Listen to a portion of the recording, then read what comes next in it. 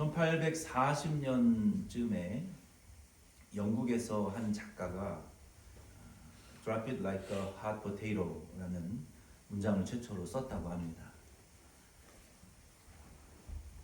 여기에 나오는 이 hot potato, 뜨거운 감자라는 이 표현은 이런 의미가 있어요. 매우 위험하고 dangerous하고 논쟁적이고 controversial하고 risky, 매우 그 위험한 어떤 그 이슈들에 대해서 사람들이 책임을 회피하고 책임지고 싶지 않기 때문에 잘 말하려고 들지 않는, 건드리려고 들지 않는 그런 대상을 가리킬 때 hot potato, 뜨거운 감자라는 단어를 사용합니다. 이게 1840년대에 최초로 사용되어져 있는 문장인데 뭐 hot, potato 뭐 이런 단어는 영어가 생긴 이래로 있었겠죠. 그러나 이게 hot potato라는 관용구가 그때 쓰여졌는데 미국에서는 이 베트남 전쟁을 가리켜서 hot potato라는 단어를 썼어요. 왜 그러냐면은 미국이 베트남 전쟁에 군인을 보내서 참전을 했는데 전쟁이 금방 끝날 줄 알았거든요. 근데 미국의 자녀들이 베트남 전쟁에 가서 많이 죽었어요. 그리고 전쟁이 끝날 것 같지만 끝날 것 같지 않은, 영원할 것 같은 그런 상태로 계속 지속이 되는 거예요. 그리고 미국 당시에 국내에서는 우리 아들들이 이렇게 죽는데 베트남 전쟁을 이제 그만하자, 이런 요구들이, 정치적인 요구들이 막 일어나기 시작했어요. 그래서 미국이 전쟁에 참여를 했는데 전쟁을 지금 중단할 수도 없고 지속할 수도 없는 그런 상태다라는 뉴스를 뉴스 미디어에서 막 얘기를 하면서 이것이 핫포테이토다. 그래서 미국의 역사에 이 핫포테이토, 뜨거운 감자가 되었던 큰 이슈 중에 하나는 뭐 수만 가지 이슈들이 있겠죠.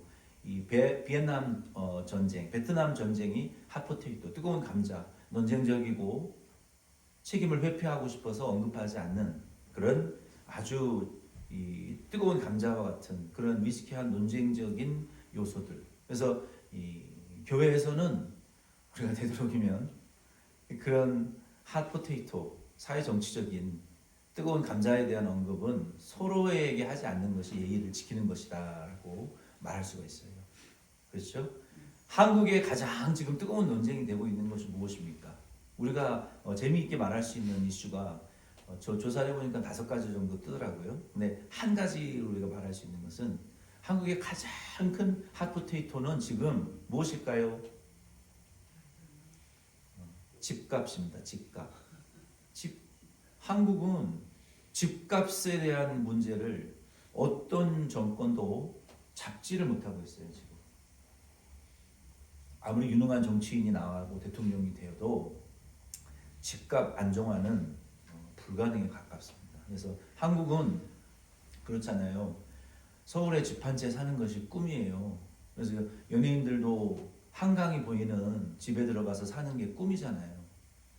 한강에 이렇게 한강 뷰가 보이는 아파트에 앉아가지고 편안히 커피 한 잔 마시면서 TV 보는, 남들은 교통체증에 북쪽 남쪽으로 이렇게 막 막히는 그 길 위에 그 불빛들이 한강에 이렇게 비춰지는, 그 높은 고층 건물에 한강에 그 불빛들이 비춰지는 그 한강 뷰 집 한 채 얻으려고 평생을 죽도록 고생하잖아요. 그게 꿈이란 말이에요, 한국인들의. 그래서 한강 뷰 보이는 아파트에 들어갔다 그러면 한국에서는 나 한강 뷰 아파트에 입성했다라고 표현을 해요. 나는 강남에 집 사서 강남에 입성했다, 그렇게 얘기를 해요. 얼마나 대단하면 캐슬에 들어가는 것처럼, 왕궁에 들어가는 것처럼 나 인생 성공했다 이거죠. 그런 것처럼 한국은 어떤 그 사람을 초월해서 이 집값에 대한 것은 진짜 논쟁적이에요. 아주 그런 핫 포테이토입니다. 그래서 오늘 말씀의 제목을 뜨거운 언약궤, 핫 포테이토를 우리가 좀 생각을 하면서, 지금 블레셋에게 있어서 핫 포테이토가 본문 말씀에 보니까 무엇입니까? 여러분 예배 전에 말씀을 이렇게 읽는 것은요, 제가 읽지 않는 것은 우리가 사람 없이 음성으로 우리가 20분 신구약 성경 통독을 이제 352번째 읽었나요? 이제 6, 7일만 더 읽으면 1년 성경 통독을 마칩니다. 잘 따라오신 분들은 여러분 다 성경 통독 따라오셨어요? 아멘. 네. 우리가 1년간 이제 349까지 나가고 오늘 350일치가 나갑니다. 20분 성경 읽기를 여러분 들을 때 하루에 두세 번, 세네 번씩 들으세요. 설거지 할 때 올려놓고 들으시고, 화장실에 혼자 앉아있을 때 들으시고, 사람 없을 때 음성으로 듣는 말씀의 집중도가 굉장히 높습니다. 이게 사실이에요. 그때 기도도 잘 돼요. 사람이 아무것도 안 보이고 음성만 들릴 때 우리가 집중할 수 있어요. 여러분 산기도 가서 기도하다가 풀벌레 지나가는 소리에도 화들짝 놀라잖아요. 그만큼 이 청각이라는 것이 집중하기에 굉장히 좋은 거예요. 그래서 말씀을 여러분 우리가 이제 들으시고 우리가 하나님의 말씀을 듣는 것은 굉장한 그 집중을 해주고, 우리가 이 시간이 아니면 말씀을 듣지를 않아요. 우리가 주중에. 그래서 예배 전에 하나님 말씀 듣는 거예요. 들으실 때 여러분 좀 집중해서 말씀을 이해해 보려고 노력을 하세요. 여기에 본문 사무엘상 6장 1절로 12절 말씀에 지금 블레셋에게 있어서의 핫포테이토, 그 뜨거운 논쟁거리가 되는 것이 지금 무엇입니까?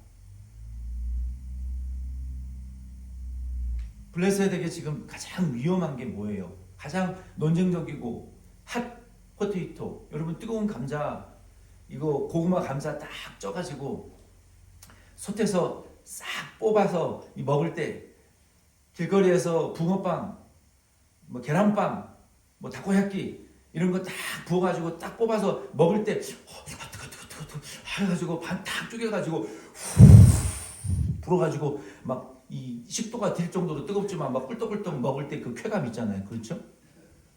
뜨거운 국물 막 쫙 마시고 시원하다. 그 식도가 화상을 입을 정도로 뜨거운 그 국밥을 먹을 때 그 뜨거운 거 있잖아요.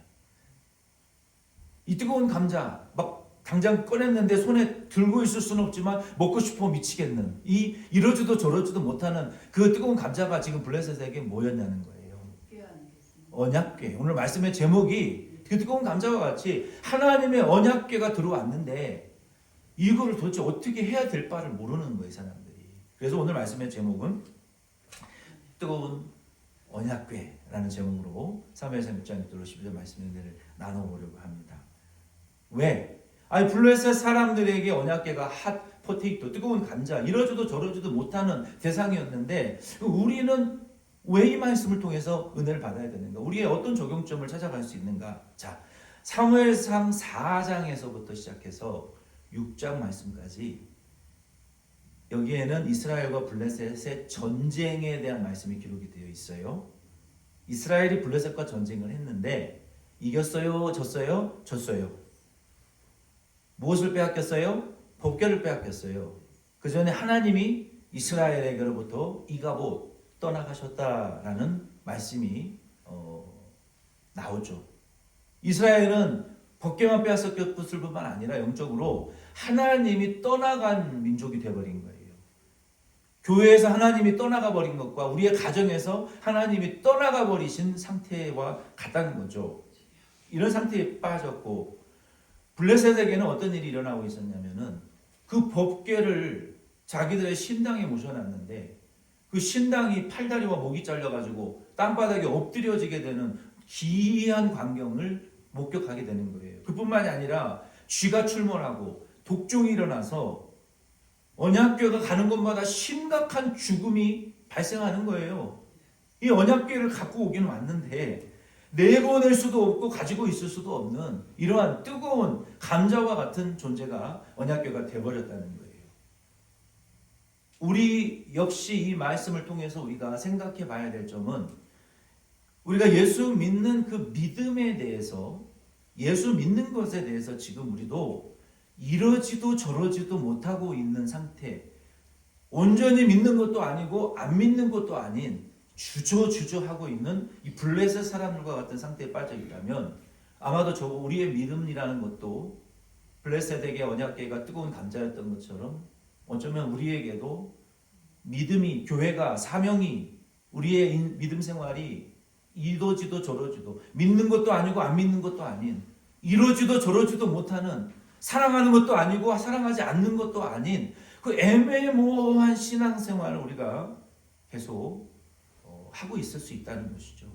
그런데 성경은 우리에게 믿음이라는 것은 애매모호한 것이 아니다라고 말해요. 이게 죄사함 받는 거야, 안 받는 거야? 천국 가는 거야, 못 가는 거야? 내가 성령 받은 거야, 안 받은 거야? 내가 하나님의 자녀야, 마귀의 자녀야? 뭔가 좀 분명함이 없이 애매모호하게 믿는 것은 성경의 믿음이라고 말하고 있지 않아요. 성경은 주 예수를 믿으라. 너와 내 집이 구원 받는다. 하나님의 우리를 사랑하셔서 주신 독생자 예수를 믿는 자마다 영생을 주신다. 믿는 자들, 멸망하는 자들에게는 십자가의 도가 미련하게 보이지만 우리 예수 믿고 구원 얻는 우리에게는 하나님의 구원의 능력이다라고 성경은 분명하게 우리의 믿음에 대해서 말하고 있단 말이에요. 아멘이십니까? 그러니까 내가 진리에 대해서 분명하지 않은 것은요, 어쩌면 이 블레셋 사람들과 같이 분명한 믿음이 아닐 수 있다는 거예요. 믿는 건지 안 믿는 건지 모르는 사람들, 내가 하나님 사랑하는 건지 안 하는 건지 애매모호한 상태에 있는 분들은 이 말씀을 통해서 자신을 점검하시라고요. 과연 내 믿음이 분명하게 예수 천당 불신 지옥같이 예수 믿으면 중생하고 제사함 받고 의롭다함을 받고 하나님의 자녀가 되어서 그 권세를 가지고 천국의 삶을 이 땅에서 예비하는 것이고 우리에게 주신 사명과 직분에 성령의 진리로 충만하여 우리가 주의 일을 감당하여 이 땅에서 예수 그리스도를 닮아가는 성화의 삶을 사는 것이다. 나는 하나님의 자녀다. 내는 자녀된 표가 오늘 불었던 찬송처럼 예수, 구주 예수, 귀한 예수. 내가 예수 믿는 것은 내게 증거를 자꾸 주시기 때문에 안 믿을 수가 없는 거야. 안 믿을 수가. 분명한 증거가 우리 삶에 있는 거예요. 예수 믿는 증거가. 확신이. 애매모호한 이도저도 아닌 있는 것 같으면서도 안 믿는 것 같은 그런 상태는 어쩌면 블레셋의 그 뜨거운 감자와 같은 믿음을 우리가 갖고 사는 거예요. 다음 단계로 우리가 넘어가게 되면 두 가지의 원칙을 오늘 말씀을 통해서 제가 제시를 하려고 합니다. 이 두 가지의 원칙을 간략히 듣고 어떻게 그 원칙을 우리가 실행할 수 있는가, how to에 대한 말씀을 듣고 말씀을 마치려고 해요. 두 가지 원칙입니다. 첫째, 1절로 6절 말씀해 보면은요, 문제만 없애려고 하지 말라는 거예요. 자꾸 문제만 없애려고 하지 말고 현상적인 것, 문제를 내 삶의 현상적인 것들만 해결하려고 하지 말라는 거예요.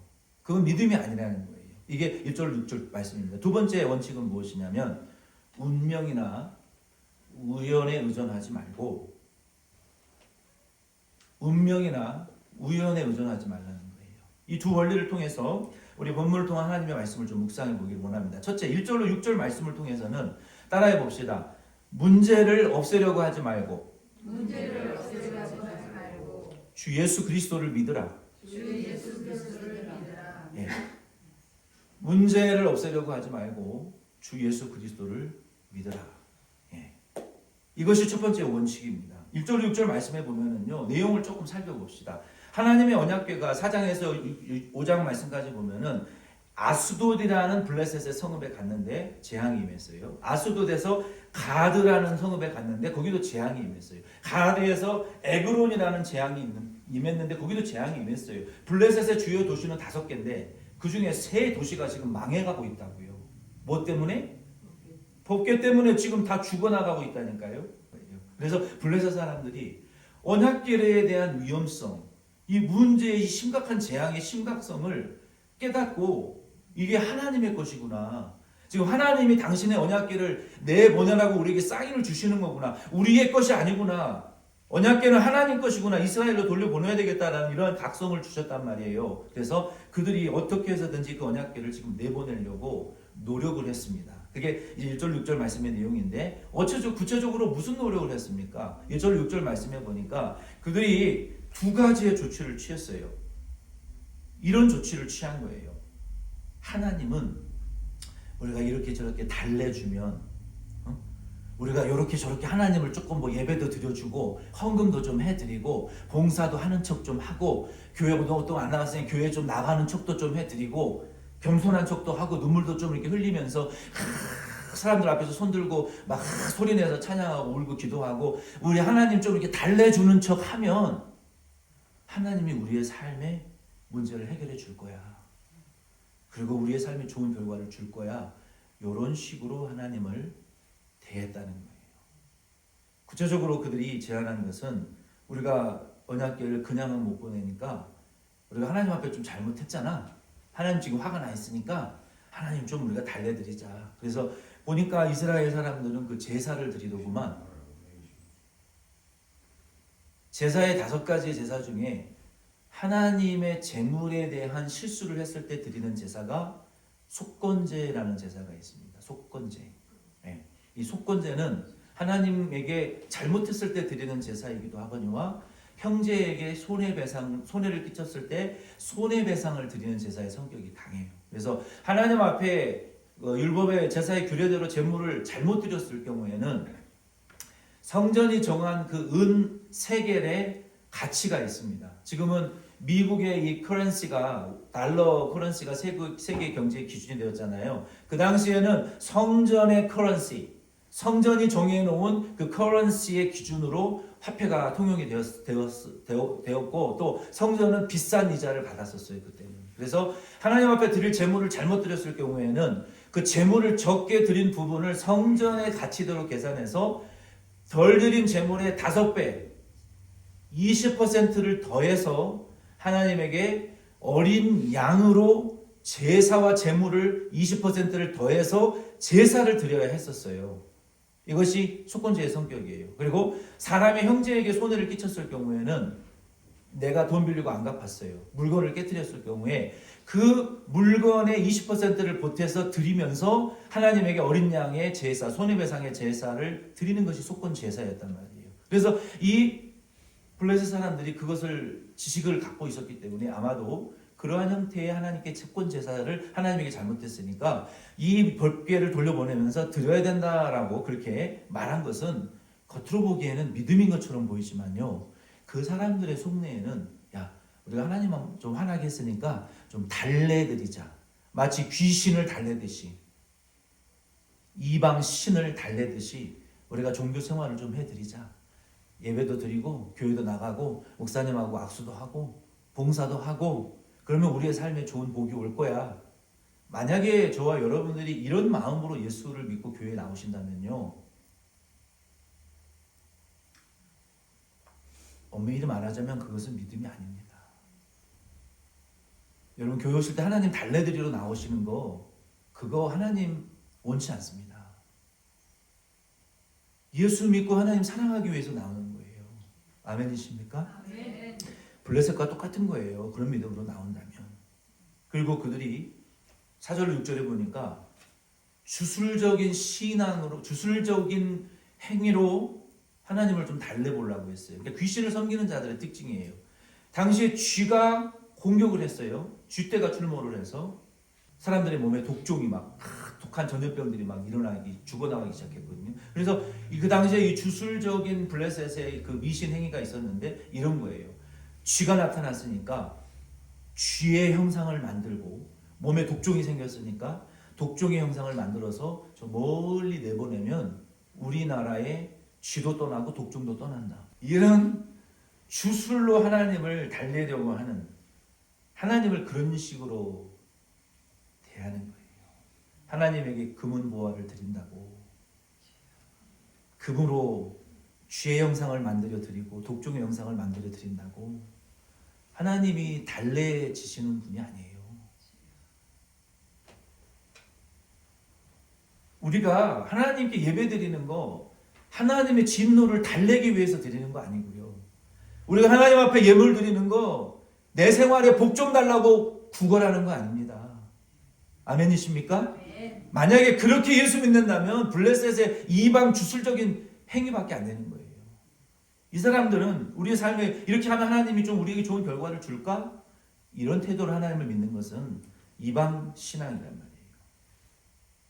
십자가의 복음은요, 믿는 자에게 하나님의 구원의 능력이라고 사절에 말씀했어요. 우리가 하나님을 예배드리고 우리가 하나님을 섬기고 봉사하고 모여서 기도하고 하나님 앞에 나오는 이유는 뭡니까? 우리의 구원의 능력을 주시는 예수 믿기 위하여 나오는 것을 여러분 믿으시기를 바랍니다. 그거 하나예요. 우리가 예수 믿고 구원받기 위해서 나오는 것이고 천국 가기 위해서 나오는 거예요. 믿지 않는 자에게는 그러나 두려움과 심판받게 되지 않아요. 예수 믿는 자에게는 예수가 모든 문제의 해답이 되지만 믿지 않는 자는 문제 앞에 다 절망하고 죽을 수밖에 없어요. 블레셋 사람들처럼.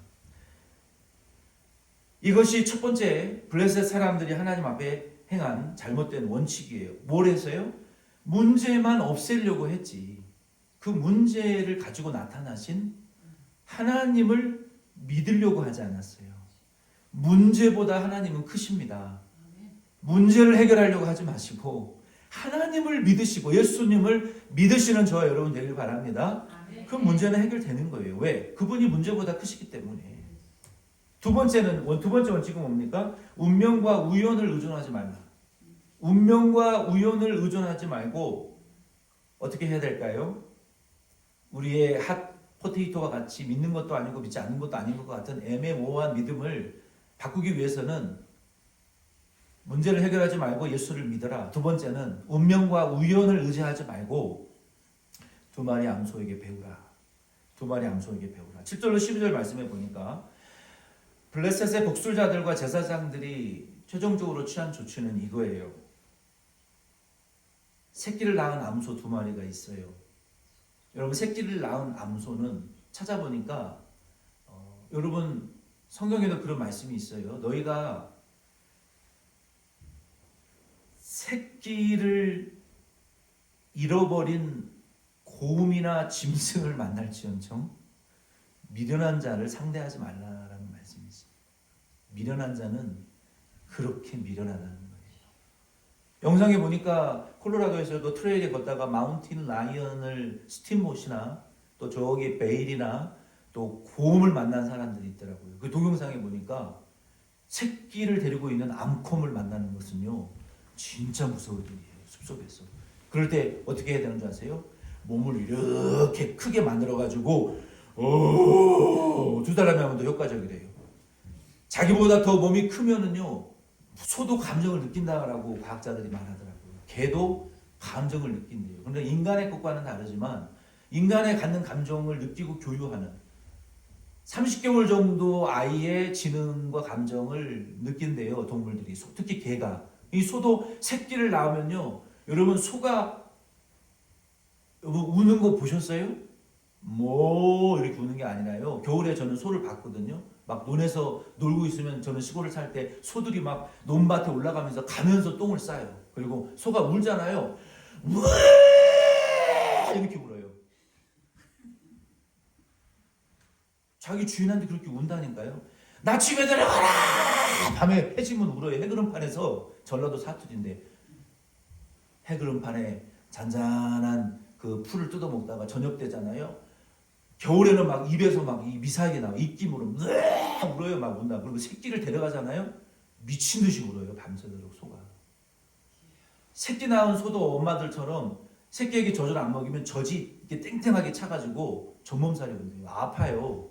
젖을 먹여야 돼요. 그런 것처럼 새끼를 낳은 소를 데려다가 새끼와 어미를 이렇게 분리해놓고 이 어미소에게 한 번도 멍에를 메어보지 않은 어미소에게 수레 하나에 이 두 마리 암소 새끼 나고 젖이 나오는 암소 두 마리를 한 수레에 묶어가지고 그 위에 법궤를 올리고 금지와 금독종의 형상을 담은 상자를 올려놓고 이끌어주는 사람 없이 지 두 마리가 혼자 이스라엘의 영토인 베세메스라는 땅으로 우연히 아주 행운스럽게 자기들이 알아서 가면 요거 하나님이 행하신 일이고 다시 돌아오면 요거 우리나라가 망하는 거 우연히 일어난 일이야.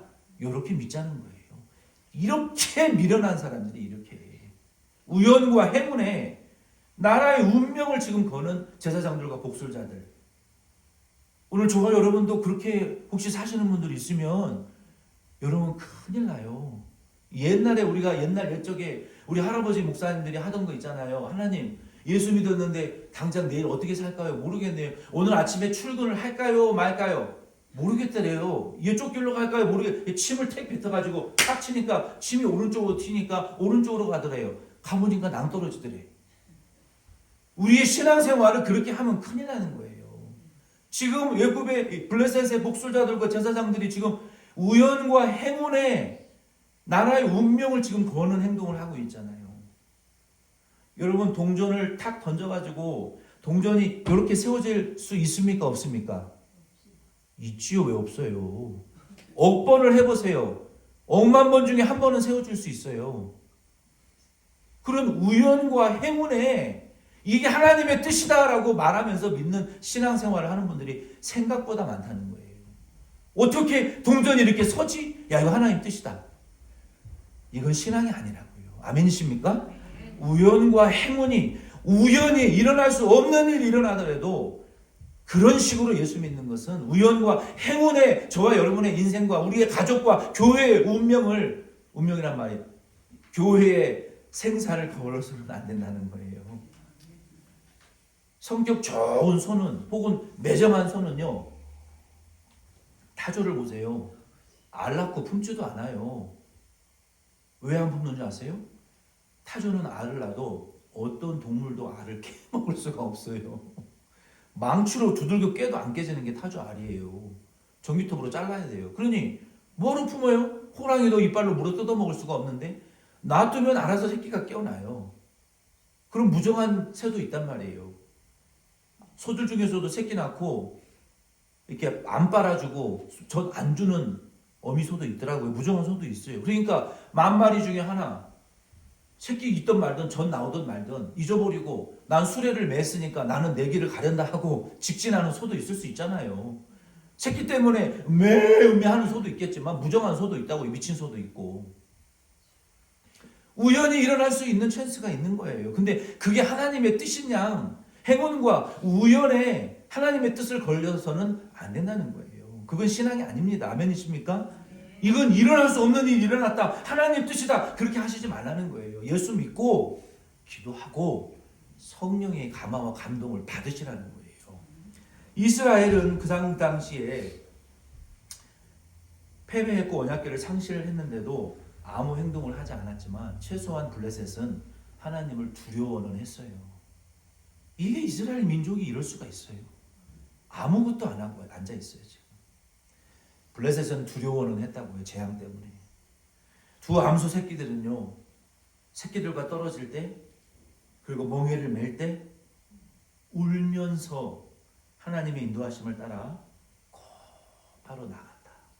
비록 블레셋이 강제로 시킨 일이지만 하나님이 그 암소들을 감동하셔서 그 소들을 벳세메스로 인도하시고 이제는 6, 7장에 보면 기럇 여아림이라는 곳에 인도하셔서 나답의 집에 20년간 하나님의 법궤가 보존되어지고 사무엘이 등장하여 이스라엘을 통치하기 위한 준비 작업을 하기 위해서 그들을 미스바에 불러서 회개시키기 위해서 법궤가 이제 돌아오게 만드시는 분이 하나님이고 그 일을 위해서 이스라엘은 아무것도 안 하고 내팽겨치고 믿음도 하나님도 법궤도 내팽겨치고 그리고 될 대로 되라는 식으로 살고 있고 징계 때문에 블레셋은 두려워 벌벌 떨고 있지만 하나님은 당신의 전쟁을 하시고 이스라엘이 순종 안 하니까 새끼 나서 새끼를 먹여야 될 그 2마리 암소를 사용하셔서 당신의 법궤를 벳세메스로 인도하시더라. 본문 3절 6절 말씀에 보니까 소들이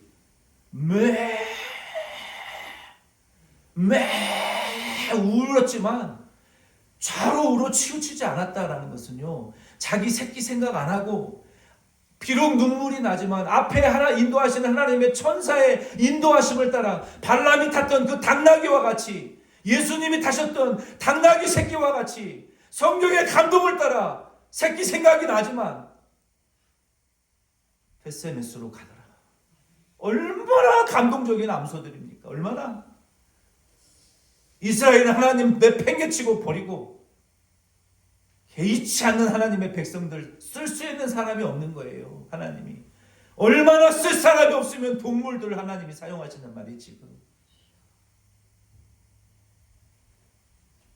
울면 안 돼, 울면 안 돼. 세상 사람들은 이 크리스마스 시즌에 You'd better not cry라고 말하지만 You'd better cry. 이 베세메스로 가는 두 암소처럼요, 우리는 비록 슬프고 눈물 흘릴 수밖에 없는 우리의 가정에 대한 아픔과 상처가 있어도 하나님께 예배 올라오는 길에 울면서라도 올라오시는 저와 여러분 되기를 바랍니다.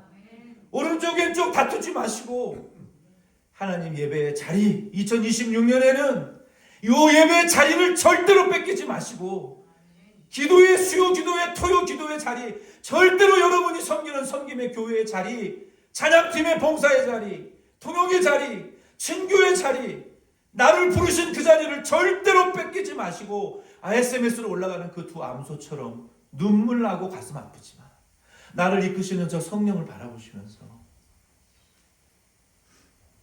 자로로나 치우치지 마시고 올라가시기를 바랍니다. 성경에는 기록되지 않았지만 구전에 전하면 그 베세메스로 올라가는 두 암소가 이렇게 서로 대화를 했다는 거예요. 우리가 보기에는 새끼 생각나서 슬퍼서 그랬구나. 나 새끼에게 젖줘야 되는데 새끼가 불쌍해서 울었구나라고 볼 수 있지만요, 구전에는 이렇게 울었다고 말을 해요. 두 마리의 소가 베세메스를 향해서 가면서 소들이 이렇게 말하며 울었다고 해요. 이렇게 울었대요. 내 새 방백들아,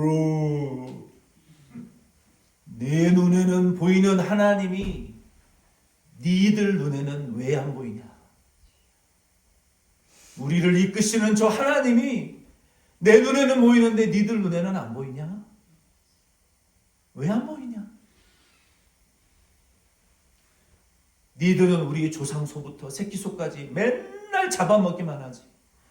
지긋지긋해서 나는 이스라엘로 이민 간다. 나는 장차 불로 번제물로 태워져 없어질 것이고 너희들은 지옥 갈 것이지만 나는 믿는 사람들의 믿음 안에 영원히 베세메스로 올라간 암소라고 기억될 것이다. 얼마나 좋으냐. 나 죽은 뒤에 내 새끼소가 울거들랑 잡아먹을 생각하지 말고 제발 회개하고 예수 믿어라. 매매 그만하며 두 마리 소가 베세메스로 올라갔다라는 구전이 있어요. 제가 만들어낸 구전이에요. 오늘 이 말씀을 통해서 이제 마지막으로 우리는 이 뜨거운 언약궤, 만약에 우리의 믿음이 이 뜨거운 감자와 같이 믿는 것도 아니고 믿지 않는 것도 아닌, 이러지도 저러지도 하나님 사랑하는 것도 아니고 사랑 안 하는 것도 아닌 이런 뜨거운 감자와 같은 상태에 지금 애매모호한 상태에 빠져 있다면 오늘 이 말씀을 통해서 블레셋을 떠난 그 암소들처럼 하나님께서 우리를 인도하실 때 눈물이 나죠. 가슴이 아프죠. 왜? 두고온 가족에 대한 아픔이 있고 두고온 가정과 세상에 대한 고통이 있죠. 예배 드리는 순간, 봉사하는 순간에도. 그러나 여러분 뒤돌아보지 마세요. 예배 드리고 봉사하는, 기도하는 순간만큼은 아멘이십니까? 아멘. 하나님께 합당하지 않아요. 그 두 암소처럼 우리를 인도하시는 그 성령을 바라보시고 맡기세요. 잊어버리세요. 하나님께 던지세요. 하나님 알아서 해주세요. 나 예배하러 가야 됩니다. 나 기도하러 가야 됩니다. 섬기러 가야 됩니다. 복음 전해야 되고 사명 감당해야 됩니다. 이끌림을 받으세요. 2026년 한 해 암소처럼. 성령의 이끌림 받아 사는 거 쉬운 거 아닙니다. 눈물 나는 일이에요. 눈물 나지만 주님께 맡기시고 눈물 속에서라도 맡겨진 사명, 울면서라도 순종하시고 울면서라도 전진하시고 울면서라도 끝까지 완주하시는 2025년, 2026년 되는 대마시안 장로교회 되기를 예수 이름으로 축복드립니다. 아멘. 자리에 일어서셔서 축도를 예배 마치겠습니다.